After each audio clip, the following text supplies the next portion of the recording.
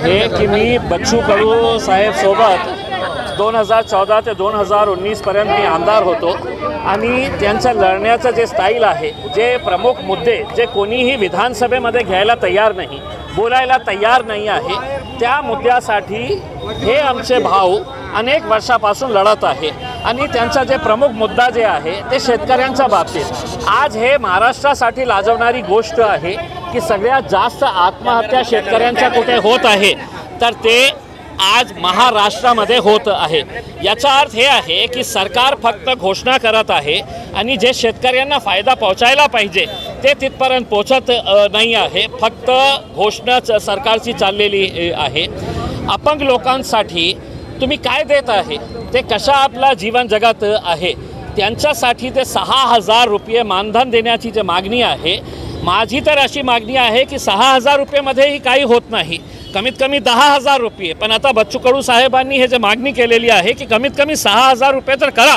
आपण कोट्यवधी रुपये असा फालतूगिरीमध्ये आपण खर्च करत आहे आणि हे जे लोक ज्यांच्या बाबतीत विधानसभेमध्ये कोणीही बोलायला तयार नाही, आता संपलेलं आहे विधानसभेचं अधिवेशन, त्याच्यामध्ये तुम्ही सांगा की कोणत्या शेतकऱ्यांच्या प्रश्नावर चर्चा झालेली आहे, कोणत्या अपंगांच्या बाबतीत चर्चा झालेली आहे, महिलांच्या बाबतीत कोणती चर्चा झालेली आहे। फालतू मुद्दे घेऊन विधानसभेचा वेळ त्यांनी वाया घालवला। आता बच्चू कडू साहेबांनी जे आंदोलन पुकारलेलं आहे, आम्ही सुरुवातीपासून आमचं समर्थन त्यांना दिलेलं होतं आणि आज त्याच्या आमच्या शहरामध्ये येत आहे। त्यांच्या आंदोलनाला आमचा पूर्ण पाठिंबा आहे आणि माझी विनंती आहे देवेंद्र फडणवीस साहेबांना की लवकरात लवकर याचा तोडगा काढा, जे मागण्या आहे पूर्ण करा, नाहीतर बच्चू कडू साहेब जे आंदोलन पुकारतील आम्ही त्यांना पाठिंबा देऊ आणि हे आंदोलन कशा प्रकारे तीव्र करता येईल याच्या बाबतीतही आम्ही त्यांना सहकार्य देऊ।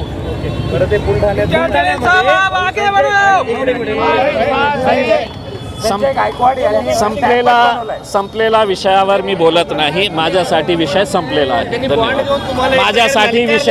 माझ्यासाठी विषय संपलेला आहे। धन्यवाद।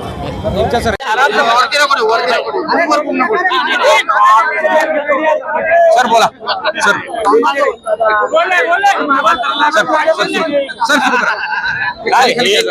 बच्चू कडू साहेब सोबत 2014 ते 2019 पर्यंत मी आमदार होतो आणि त्यांच्या लढण्याचं जे स्टाईल आहे, जे प्रमुख मुद्दे जे कोणीही विधानसभेमध्ये घ्यायला तयार नाही, बोलायला तयार नाही आहे, त्या मुद्द्यासाठी हे आमचे भाऊ अनेक वर्षापासून लढत आहे आणि त्यांचा जे प्रमुख मुद्दा जे आहे ते शेतकऱ्यांच्या बाबतीत आज हे महाराष्ट्रासाठी लाजवणारी गोष्ट आहे की सगळ्यात जास्त आत्महत्या शेतकऱ्यांच्या कुठे होत आहे तर ते आज महाराष्ट्रामध्ये होत आहे। याचा अर्थ हे आहे की सरकार फक्त घोषणा करत आहे आणि जे शेतकऱ्यांना फायदा पोहोचायला पाहिजे ते तिथपर्यंत पोहोचत नाही आहे, फक्त घोषणाच सरकारची चाललेली आहे। अपंग लोकांसाठी तुम्ही काय देत आहे, ते कशा आपला जीवन जगत आहे, त्यांच्यासाठी ते 6,000 रुपये मानधन देण्याची जी मागणी आहे, माझी तर अशी मागणी आहे की 6,000 रुपयेमध्येही काही होत नाही, कमीत कमी 10,000 रुपये। पण आता बच्चू कडू साहेबांनी हे जे मागणी केलेली आहे की कमीत कमी 6,000 रुपये तर करा।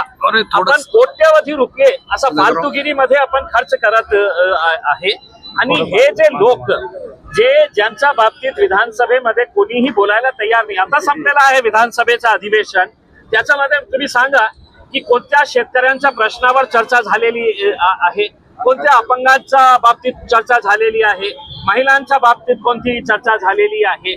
फालतू मुद्दे घेऊन विधानसभेचा वेळ त्यांनी वाया घालवला। आता बच्चू कडू साहेबांनी जे आंदोलन पुकारलेलं आहे, आम्ही सुरुवातीपासून आमचं समर्थन त्यांना दिलेलं होतं आणि आज त्याच्या आमच्या शहरामध्ये येत आहे।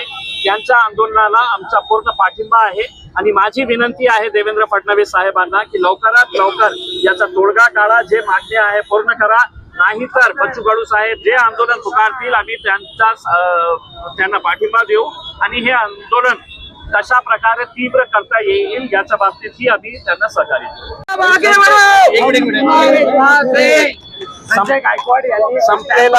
संपलेला विषयावर मी बोलत नाही, माझ्यासाठी विषय संपलेला आहे। माझ्यासाठी विषय संपलेला आहे। धन्यवाद।